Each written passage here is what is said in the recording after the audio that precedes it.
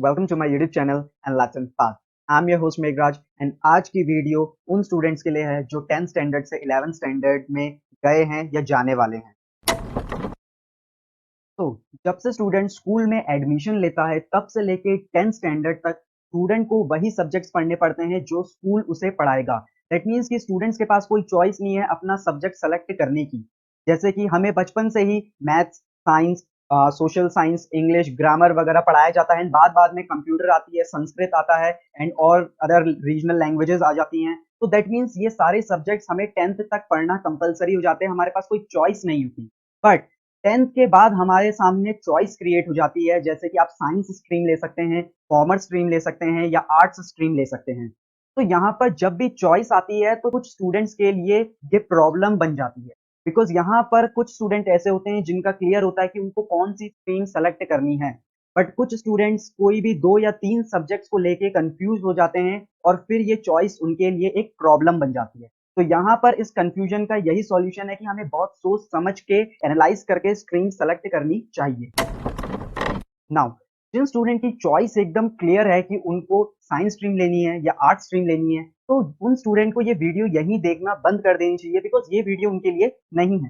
But जो students commerce stream को लेके कंफ्यूजन में हैं कि उन्हें साइंस लेना चाहिए कि कॉमर्स लेना चाहिए, या फिर जो बच्चे कॉमर्स स्ट्रीम को लेना चाहते हैं, ये वीडियो उनके लिए है। बिकॉज इस वीडियो में मैं आपको कॉमर्स से रिलेटेड सब कुछ बताऊंगा ताकि आप एक बेटर डिसीजन ले पाए अपने स्ट्रीम को चूज करने में। तो आपको साइंस लेनी चाहिए या कॉमर्स, इसका बेस्ट डिसीजन आप तभी ले पाएंगे जब आपको दोनों ही स्ट्रीम की नॉलेज होगी।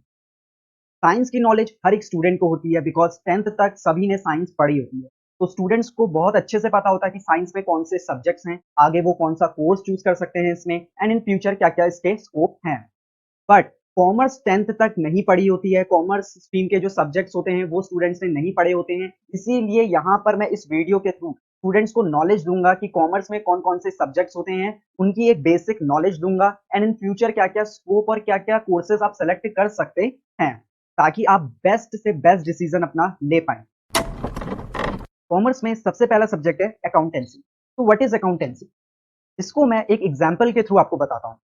एक मदर ने अपने सन को एक लिस्ट दी और 500 रुपीज दिए और बोला मार्केट से ये सामान ले आओ।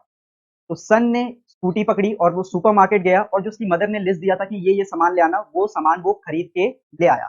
अब जब वो घर पहुंचा तो उसकी मदर ने बोला कि बताओ 500 में से कितने रुपए वापस बचे हैं।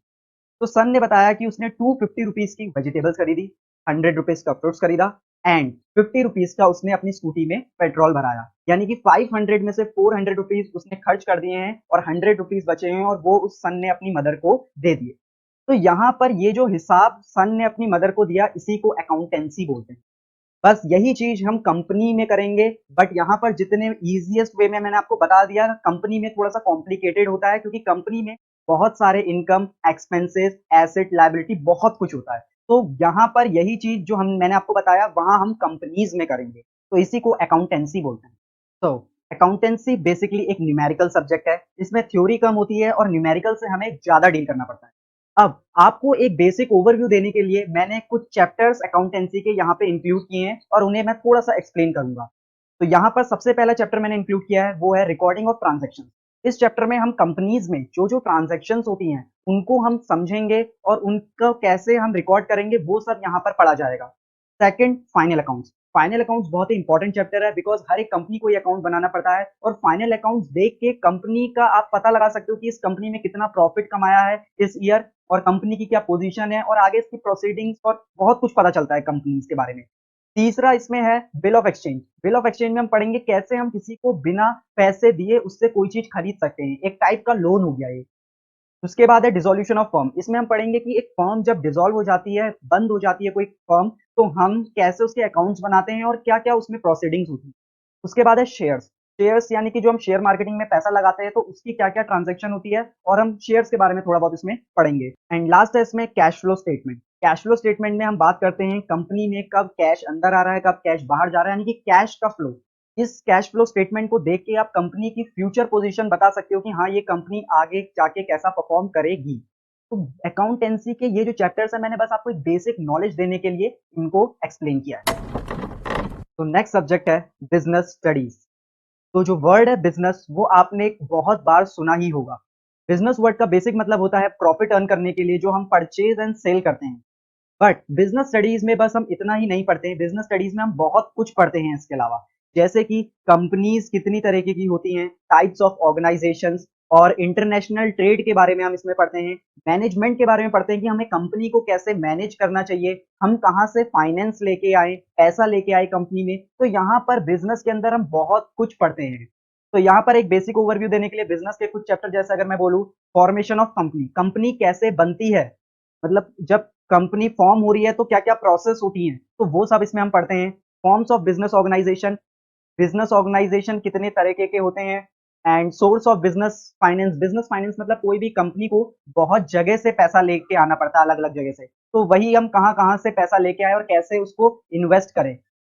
इंटरनेशनल ट्रेड यानी कि जो हम फॉरेन कंट्री से कोई ट्रेड करेंगे, एंड मैनेजमेंट मतलब कंपनीज को कैसे मैनेज करते हैं। और ये जो मैनेजमेंट वाला चैप्टर है ये सिर्फ कंपनीज को मैनेज ही नहीं, ये अपनी लाइफ को भी कैसे मैनेज किया जाता है और ये आपके पूरा लाइफ टाइम काम आएगा।